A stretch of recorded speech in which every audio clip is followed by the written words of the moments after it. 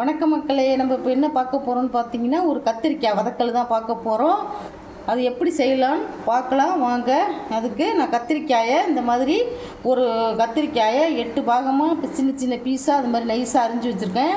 இந்த மாதிரி நைஸாக அரிஞ்சு வச்சா தான் நம்ம வந்து எண்ணெயிலே இதை வதக்க போகிறோம். அது கொஞ்சம் எண்ணெய் அதிகமாக தான் ஆகும், அப்போ தான் வதக்கும். இந்த மாதிரி நீங்களும் அரிஞ்சு வச்சு வதக்குங்க. இப்போ வாங்க எப்படி செய்யலான்னு பார்க்கலாம். நான் 2 டேபிள் ஸ்பூன் எண்ணெய் ஊற்றி கடலெண்ணெய் ஊற்றி காய வச்சுருக்கேன். 1 ஸ்பூன் கடுகு உளுந்து போடுறேன். இங்கே பாருங்கள், நான் இடித்து பூண்டு ஒரு 10 பிள்ளை இடித்து வச்சுருக்கேன். தோலோடு தான் இடித்து வச்சுருக்கேன், அதை போட்டுக்கலாம்.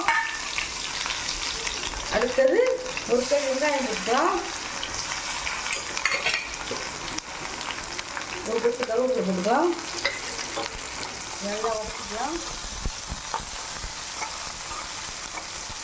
இப்போவே கடாயில் நல்லா எண்ணெயை சூடு பண்ணிவிட்டு போட்டிங்கன்னா எல்லாமே சீக்கிரம் வதங்கும். பூண்டு ஃப்ளேவர் சூப்பராக இருக்கு பாருங்க. இப்போ இந்த ஸ்டேஜில் இந்த கத்திரிக்காய் எடுத்து போடுங்க. ஆனால் இப்போ கத்திரிக்காய் கொஞ்சம் இறக்கத்துக்கு ஏன்னா வருது, ஆனால் பீச்சு தான். ஆனால் நல்லா இருக்கும் இந்த கத்திரிக்காய், நாட்டு கத்திரிக்காய் தான்.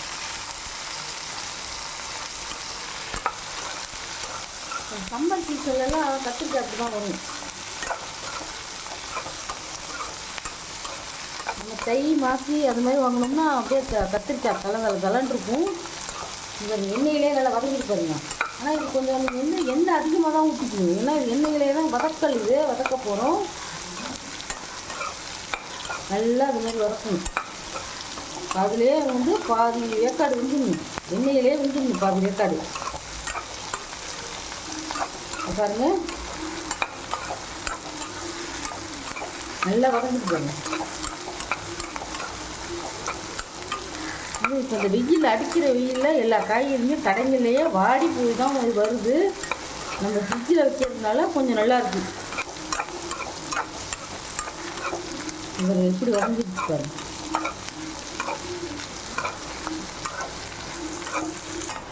இப்போ பாருங்கள், நல்லா பாதி வேக்காடு வந்துருச்சு. இந்த ஸ்டேஜில் நான் ஒரு தக்காளி, மீடியம் சைஸ் தக்காளி அரிஞ்சிச்சு, நான் அரைச்சி வச்சுருக்கேன், அதை சேர்த்துக்கலாம். இந்த பிஸ்கட்டுக்கு தேவையான கல் உப்பு, சமையலுக்கெல்லாம் கல் உப்பே சேர்த்துக்கோங்க. கல் உப்பு வந்து எந்த மாதிரி போவாங்கன்னு கேட்டிங்கன்னா, வாசலுக்கு உப்பு கொண்டு வருவாங்க. அதெல்லாம் எதுவுமே கலப்படம் இல்லாத அப்படியே கடலில் விளைய வச்சு கொடுக்குற உப்பு, இது தயார் பண்ணுற உப்பு. அடுத்தது ரேஷன் கடைக்கு உப்பு இருக்கு பாருங்க, அதுவும் அது நல்ல உப்பு. அதெல்லாம் அப்படியே வந்து அவங்க அங்கே கடல்லே உற்பத்தி பண்ணி அங்கேயே போய் அவங்க வாங்கி பேக் பண்ணி ரேஷன் கடைக்கு கொடுக்குறாங்க. அந்த உப்பு வாங்கி யூஸ் பண்ணுங்கள். கடையில் வாங்குகிற உப்பெல்லாம் பளிச்சுன்னு வெள்ளையாக இருக்கிறதுலாம் கல் உப்பாக இருக்கட்டும், எதுவாக இருக்கட்டும், அதெல்லாம் கொஞ்சம் கெமிக்கல் கலப்பாங்க. ஏன்னா அந்த காலத்துலலாம் என்ன பண்ணாங்க, அந்த காலத்துலலாம் பாக்கெட்டில் உப்பே கிடையாது. இந்த மாதிரி உப்பு தான் வாசலுக்கு வாரம் வருவாங்க. அப்போ எல்லா வீட்லேயும் வாரத்துக்கு தேவையான 2 படி 3 படி உப்பு வாங்கி வச்சுப்பாங்க. நாங்களும் அது மாதிரி தான் வாங்கி எங்கள் வாசலுக்கு வரும், நாங்கள் வாங்கி வச்சுப்போம். ரேஷன் கடையில் கூட அந்த உப்பு கிடைக்கிது, அது கூட 10 ரூபாயோ 5 ரூபாயோ தெரியாது, அது கூட வாங்கி வச்சுக்கலாம். அது மாதிரி வாங்கி வச்சுக்கோங்க. இந்த உப்பையே நீங்கள் வந்து தூள் உப்புக்கு வந்து நம்ம அந்த டாட்டா சால்ட்டு அதெல்லாம் வாங்காமல், அதெல்லாம் கிப்டில் தான், அதெல்லாம் ஒன்று பசங்களுக்கு இதெல்லாம் கேடுன்னு தான் சொல்கிறாங்க. அந்த உப்பை நீங்கள் மிக்சியில் போட்டு நல்லா பவுட்ரு பண்ணி கூட நீங்கள் வந்து ஒரு கண்ணாடி பாட்டில் எடுத்து வச்சுட்டு டெய்லி நம்ம தயிர் சாதத்துக்கெலாம் போட்டு சாப்பிட்றதுக்கு வந்து அந்த உப்பை யூஸ் பண்ணிக்கலாம். தூள் உப்புங்கிறதுலாம் இந்த காலம் தான். அந்த காலத்துலலாம் கல் உப்பே தான் எல்லாம் போட்டு சாப்பிடுவாங்க. இப்போ என்னமோ கையில் கிழிச்சிருந்து அப்படிலாம் சொல்கிறாங்க. கல் உப்பே யூஸ் பண்ணுங்கள், அதுதான் ரொம்ப ரொம்ப உடம்புக்கு நல்லது. இப்போ அடுத்தது பாருங்கள், எல்லாமே நல்லா வதங்கிருச்சு. இப்போ அடுத்தது என்ன பார்க்கலாம். வெங்காயம் கத்திரிக்காய் நல்லா 3/4 வேக்காடு வந்துருச்சு. இப்போது 1/2 டீஸ்பூன் சோம்பு பவுட்ரு போடுறோம், அது போட்டுக்கலாம். அடுத்தது இது வந்து சில்லி பவுட்ரு மல்லி பவுட்ரு கிடையாது, நம்ம குழம்பு மிளகாத்தூள் தான். இதுக்கு தேவையான அளவு சும்மா ஒரு 1/2 டீஸ்பூன் போதும் போடுறேன். போட்டு எல்லாத்தையும் நல்லா வதக்கி விட்டுக்கோங்க. வெந்துருச்சு பாருங்க கத்திரிக்காய். இது வந்து இந்த மோர் குழம்புக்கு சூப்பராக இருக்கும். தயிர் சாதம், ரசம், சாம்பார் சாதம், ரொம்ப சிம்பிளான டிஷ் தான் இது. செய்ய தெரியாதவங்க கூட செய்யலாம். எல்லாமே வந்து நம்ம அந்த இன்க்ரீடியன்ஸ்லாம் போடுற பக்குவம் தான் எல்லாமே. ரொம்ப பேருக்கு சமையலே ஒரு பிரச்சனையாக இருக்குது.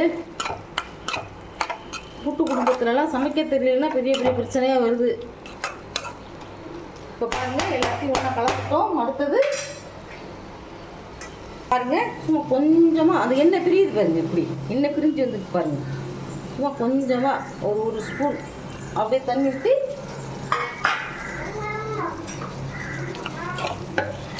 ஒரு ஸ்பூன் தண்ணி ஊற்றி அப்படியே நம்ம என்ன பண்ணலாம், அப்படியே மூடி வச்சிடலாம். ஒரு 10 நிமிஷம் வச்சு பார்க்கலாம். கொஞ்சம் சிம்மிலையாக போட்டுக்கோங்க, ஃபுல் ஃப்ளேம் வைக்காதீங்க, கருவி போயிடும். சிம்மில் வச்சு ஒரு 10 நிமிஷம் கழிச்சு பார்க்கலாம். பாருங்கள் கத்திரிக்காய் ரெடி ஆகிடுச்சு. எண்ணெய் எப்படி நல்லா தெளிஞ்சு வந்துருக்கு பாருங்கள். இது எண்ணெயிலே தான் வதக்கணும், தண்ணி ஊற்றக்கூடாது.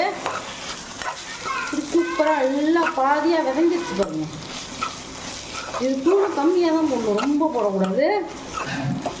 இந்த பூண்டு ஃப்ளேவர், அந்த சோம்பு பொடி வாசனை எல்லாமே சூப்பராக இருக்கும். இப்போ என்ன செய்யலாம், அடுத்தது பாருங்கள் கொத்தமல்லி தழை தூவி நான் அடுப்பு ஆஃப் பண்ணிடுறேன். இப்போ பரிமாற வேண்டியது தான். கத்திரிக்காய் வதக்கல் ரெடி. இந்த ரெசிபி உங்களுக்கு பிடிச்சிருந்ததுன்னா எங்கள் சேனலை ஷேர் பண்ணுங்கள், லைக் பண்ணுங்கள், சப்ஸ்கிரைப் பண்ணுங்கள். தேங்க்யூ, பாய்.